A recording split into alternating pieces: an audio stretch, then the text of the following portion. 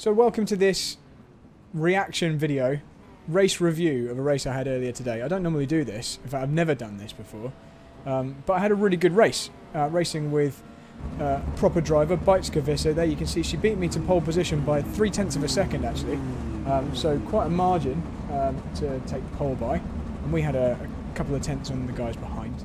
And I'm just going to basically walk through the whole race and talk about what was happening at each point. So we're all on the grid here, waiting for the lights to come on. I don't know whether we're going to see the lights from this camera angle, but we'll flick between the cameras as we go.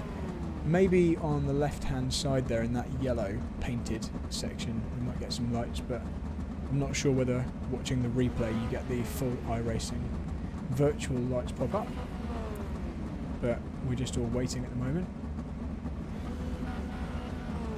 So I actually managed to get quite a good start here. I don't think I beat Visser to the first corner though, so let's have a little look.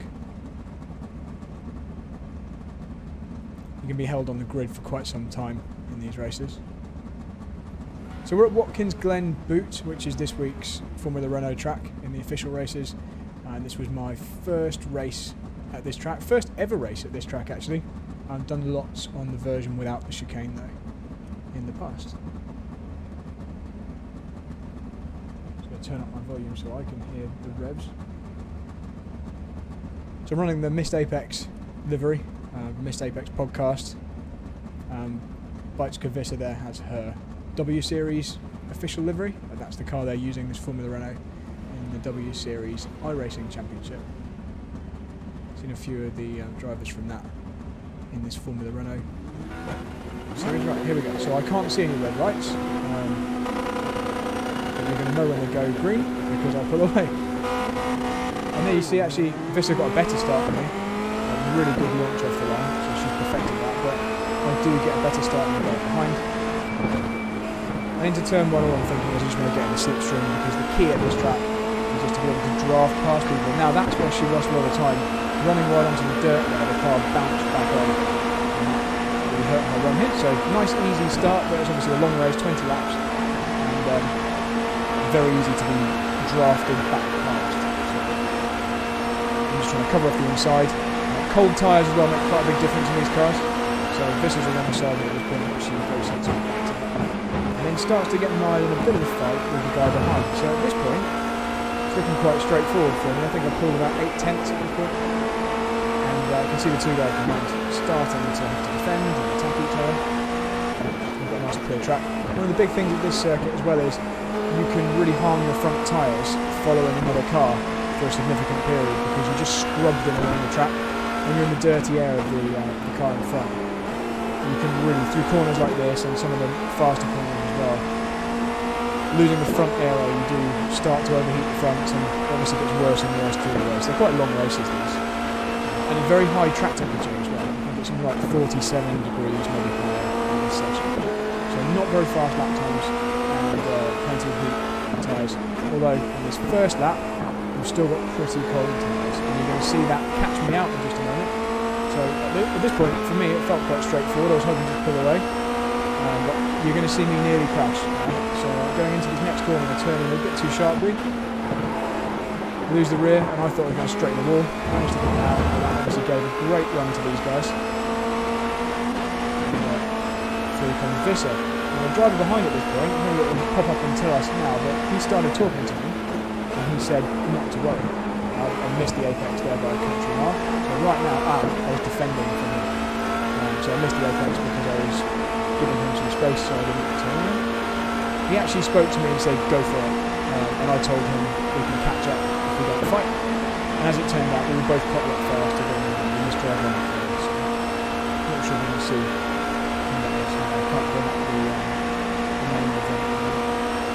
So now I've got several laps of just trying to hang on to Visser and maybe claw back some time, because she's about second in front of me and that's too far away to really get a good slipstream. Once you're below 7 tenths on the circuit, then you start getting a nice slipstream effect, and once you're below half a second it's a really strong slipstream effect.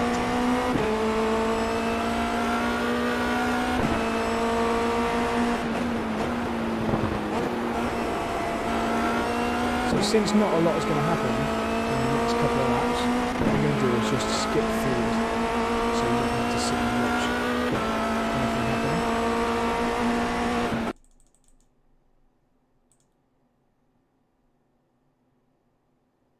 And essentially, we're just holding station, passing the back marker. I'm obviously talking to the radio, just saying thank you, but it doesn't seem to record that in any place.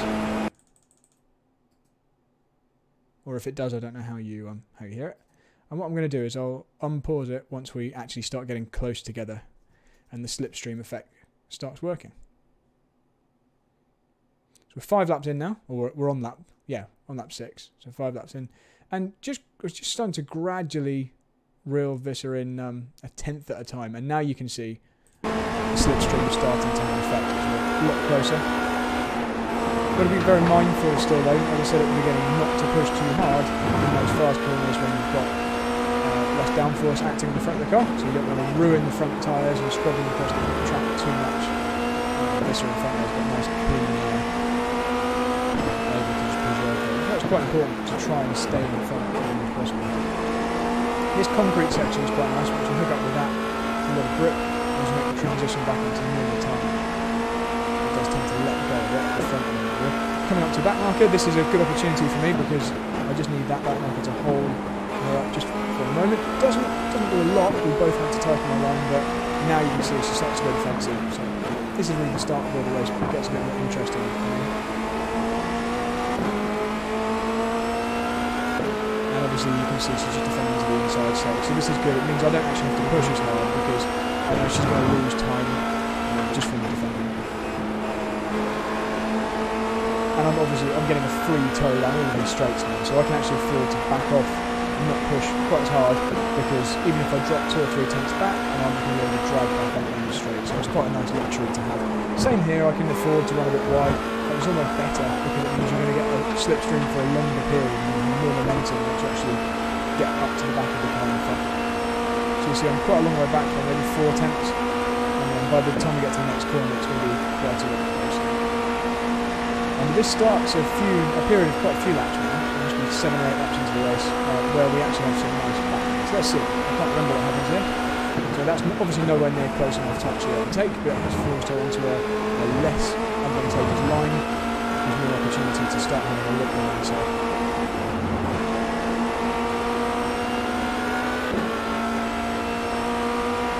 I was having some problems with this left-hander here, so I'm actually going a bit wider to try and get out of her dirty air to give me some turning at the front.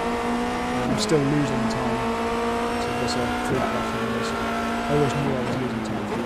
This uphill right though I tended to gain a little bit of time. You can see in the middle of the corner there, I was just to get the car slightly early. Good awareness to that time. Setup I'm running out of interest is just the standard the pro race setup from Pure Driving School. So just no changes at all, just the PDS setup. I think quite a lot of people use that. No idea what Beitske is using. And here as well, she's tended to go a little bit deep. You can get a good exit from that, but I gained just enough on the entry that allowed me to be slightly closer on the slipstream. It didn't matter if she got such a good exit. You lose a lot of front grip through these fast corners here. You've got to be quite careful through this right and really going a bit slower than if you had a clear track in front, otherwise you will just go on the wall. That has happened to me a few times around here in different races. So no clear opportunity for a move just yet. How many laps are we in? So we're now on lap number 9, so we're just below halfway through the race. We've both run a bit wide there, but got actually gained a little bit because of a lovely slipstream. So I can't remember what happens. So she's been quite intelligent there in allowing me to get close early on the straight. You see, I've now got no momentum because I've had to pop out too early. So again, she got the high ground here. I'm not going to be able to get past on this lap. And actually, she was able to get through the chicane with a nicer line in my race as well. So that was very well defended. Trying not to spread the fronts too much from here. You see, just on off the throttle. Looking for a kind of opportunity at this point. And again, the bikes goes a little tighter into them. Still manages to get a better exit than me. We've just got that aero wash over the front of the car. We've both got 0x, I believe, as well. I don't think either of us got any incident points at all from this race. So a nice cool race in terms of touching the grass and the cars. Really good track is actually for that. Watkins Glen tends to be quite a nice, safe track. although the barriers are close in places, there's also a lot of runoff in places. Okay, so she's got a little bit deep there. I managed to claw a couple of tenths, and now she's properly defensive. So this is where, although we're pulling away from the car in third, we're both going a lot slower now than we would do if we were not defending and attacking. A little feign defence to the inside there. Just being careful not to run wide from these fast corners, but can obviously definitely sense blood at the point and know that there's going to be an opportunity soon. More defence, and it's not actually that necessary that much. I don't really want to be in front at turn 1 because then you won't get the slipstream on the straight. So let's see side by side. At this point, I think I'm just trying to slot back in without making a contact really. Didn't have enough momentum to actually make a pass there. Let's see. Is it a similar thing here? Do I get enough momentum on this lap? And so I've been able to pop out later this time. I wasn't able to do in the previous lap. And now I'm the car slightly ahead. Yeah, okay, so I brave it out around the outside, bump over the curb, go deep. The bike was quite sensible there and just allowing me to have my moment without actually trying to stick the nose back in when I'm half out of control. So yeah, that was quite hairy moment. The pass is done, I come up to a back marker, and I'm just thinking it'd be good to get that car in between the two of us. I can pull away with it. But in terms of outright pace, I think we're just both really evenly matched. So whoever's in front isn't really going to be able to make much of a getaway unless something else happens, like traffic, especially with the slipstream. So whoever's behind is just getting 2 or 3 tenths of a lap, per second per lap. Bonus, effectively. So what happens with this car here? Slightly held up at this point. Yeah, and I had to obviously get out of the throttle and go tight. Looks like this has dropped quite a long way behind. And that back mark obviously fought me pretty hard there. I'm sure I still said thank you, but yeah, he raced me to the turning point in the next corner, which if you are being lapped at any point, don't do that. That's not good etiquette. Let the race leader resume the racing line before the next corner. You just lose out. Okay, so I'm probably half a second ahead at this point. And I'm just trying to make a break. You're allowed to go wide there. So let's skip forward again, because if I remember correctly, nothing's going to happen for me a while. Let's keep an eye on the rear camera so we can see when Visser gets close. So we're over half distance now on lap 11, and there's going to be some opportunities in a couple of laps' time, I think, where she's going to get a little bit closer. Let's see. Here we go. She's closed up in the shotgun. Not enough to make a serious pass attempt that time though, so let's see what the next one is. If I remember correctly, it's in the last couple of laps that it starts to get a bit more interesting. Okay, here we go, that was another attempt. Let's just go back and see that one. In fact, let's look from her view. Be a bit more interesting. So this is what Beitske could see. In fact, this is what I haven't seen. I've not watched any of this from her view, so this will be quite interesting to see the behaviour of our car head.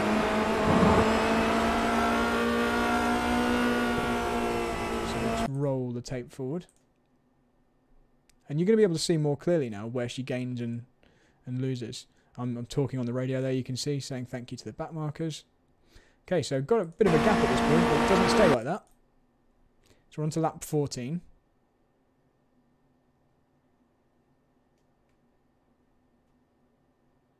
And you can see, here we go. Right, attack being mounted. Lots of camber on my rear wheel there. Right, is she going to fire enough cars? No. So just drew alongside a bit too late and pull it out on the straight. Really trying to pass this one. Let's just observe. I've got a feeling she's quicker than me following it to the left. Visser running her real helmet, you can see there, so same as in real life. And she's struggling with a similar thing to when I was following, just not enough front grip and following another car through those corners.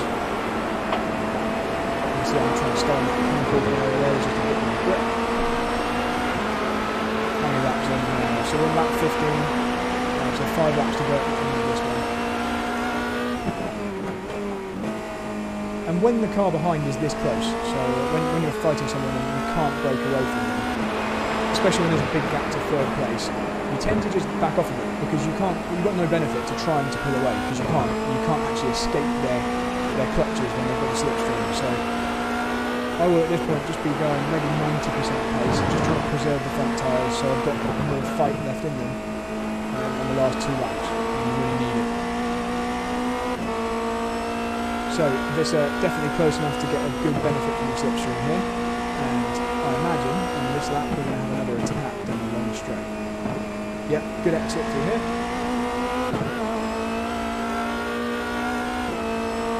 So Visser leading the W Series point stands now.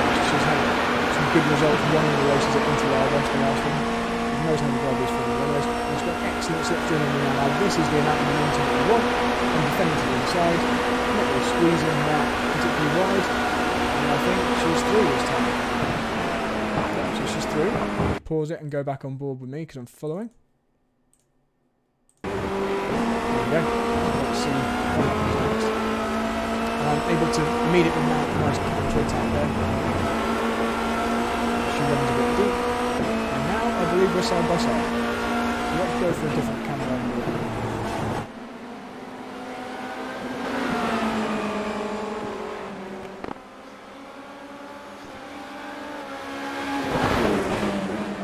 And now it's definitely going to be pretty close for the final few laps, so we'll try and vary the camera angles a little bit. And if we need to go back and replay from a different angle, we can do that too. At this point, it's basically very tactical. You want to make sure you're always positioned correctly. You want to make sure you're ahead at the parts of the track where you need to be, and you're not leaving yourself open to being passed. Because I don't want to slip into second place at this point. I don't want to have to do the work of passing the car in front. iRacing looking very beautiful with all the graphics turned up on the replay. You probably know this already if you do iRacing, but you can choose to have the graphics much higher on the replays than during in-game, so it runs fast if you're really actually driving. Alright, let's click back to one of the closer views. So we're both using all the permitted runoff there. If you go too wide at that first corner, you do lose time. But if you stay just close enough to the track, you don't lose time. Right, let's go back on board the Beitske.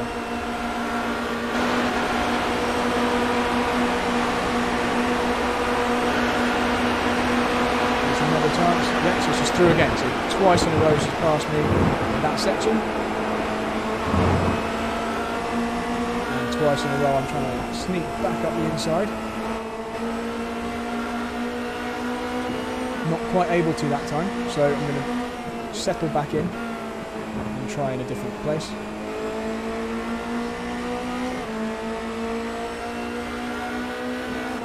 So, what happened? Okay, so I go for a little dummy dive to the inside. I never actually thought I'd get through there, but what I've done is make her look in the mirrors, and she's then left me a bit of a half a car width to the inside in case I needed some space to dive into, so I didn't hit her. And that's helped me then close up on the next straight. She started to defend again, which is obviously helping me stay tight. And once again, she's offline, having to defend the inside line, which is helping me stay close to her. And really close there. And I believe this is the move for the lead.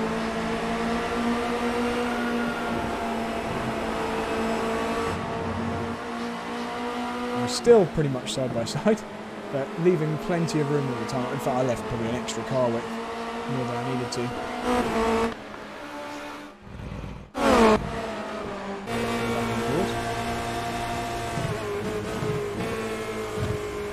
So at this point, we've still got 3 laps to go, so plenty more opportunity for attack. So let's see whether we get this one. So really nice slipstream.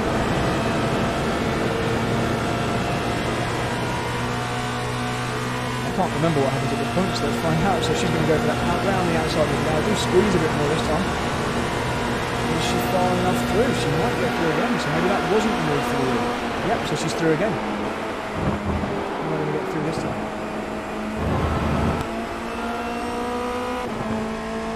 So there's actually more action than I remember.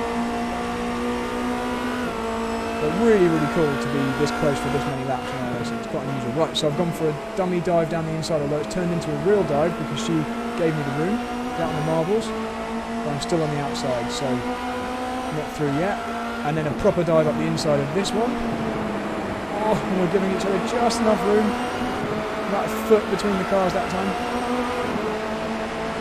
But she's got the momentum down the next straight, so it's not done yet. Move's not over. In fact, she's almost got back in front. Another dive up the inside. I've gone super deep, giving her the opportunity back to the right-hand side. But the crucial part here is I've got the high ground, so I do have the inside. I didn't leave that open for her to come back through. And now maybe the job's done. I'm not sure if that is the final move. There's still 2 more laps to go, lap 19 and lap 20. And she's still super close, so I certainly won't have thought the job was done at this point. Still easily close enough to drag back up down the straight. And I'm now, you can see, deliberately trying to get out of the way so she doesn't get as much of the slipstream, doesn't get it for as long. Even if you can kind of weave to the side for a couple of seconds, that's a couple of seconds less slipstream she's going to benefit from. Alright, let's go back on board, see where she is. So again, exactly the same kind of position, just far enough back that she's going to have good momentum when she comes through. And this time I tried to kind of block to the left to give her something to think about. I don't think she's far enough alongside this time. I think I've got just enough inside, yeah, so just enough of the high ground to stay on the inside. And now she's got the dirty air to contend with through the chicane and round this right-hander. I always felt quite confident. You can see the front of her car washing out there, so she just pushed wide. Picked up a bit of dust there. Right, we're coming up to a back marker, so this could go either way. You've got no idea whether it's going to help you or ruin it for you, but actually this guy just stays really nicely out of the way for both of us. So we're coming up to the final lap now. She's going for a very similar dummy dive up the inside to me. And it's not just a dummy dive either, you also have the benefit of being out of the dirty air for a brief moment as you get to the inside because you're not directly following the car in front. You can see some clouds have come over, it's gone darker. That will cool the track surface briefly. It does make quite a big difference, so you'll have a bit more grip at this stage. I've gone quite deep there, but actually managed to get quite a good exit. So at this point, it's just focusing on if the car behind is within half a second, we'll back off a bit so they don't get the slipstream for as long. If we're more than half a second, we push on and hope that it's a big enough gap that they can't slipstream past on the straight. So moving on to the final lap now, and by the looks of it here, I have a big enough gap that the white flag's out. So what I'm thinking at this point is just push and hope that she doesn't have enough time to get back up behind you. From the looks of this, I think that's what's happening. I think she's too far back to get a good slipstream in this final lap. There'll be some effect. She'll be dragging slightly closer, but not enough to actually pose a threat. And to be honest, it's really just this main straight here that is the biggest danger area. I think I felt the rest of the track pretty much covered. Interesting to see how everyone takes the chicane. I think we're both very similar to them. Just keeping it sensible and never going in too fast. You lose a lot more time by trying to gain entry time through that chicane. So she's gained a little coming down the hill here. I'm probably being slightly conservative as well, just to not make any silly mistakes in the last lap. And the sun's back out, so it's got a lot brighter. So as the clouds come over, there's the dynamic weather on there. So I don't think random, but there's movement in the cloud and therefore sun on the track. So she's slightly closer, to say, just towards the end of this lap, but not close enough to mount an attack. I think the final gap is roughly half a second. So into the final couple of corners, not needing to defend at all, so I'm not having to go through the inside, just staying on the racing line.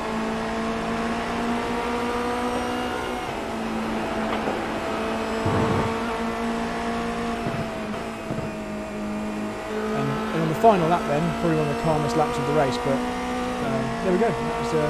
That's a nice battle on iRacing, so thanks to Beitske Visser for being clean and fast. I think we finished around about 30 seconds in front of third place. And my cat's just getting involved in the action at the end. Thanks, Catherine. Right, see you next time.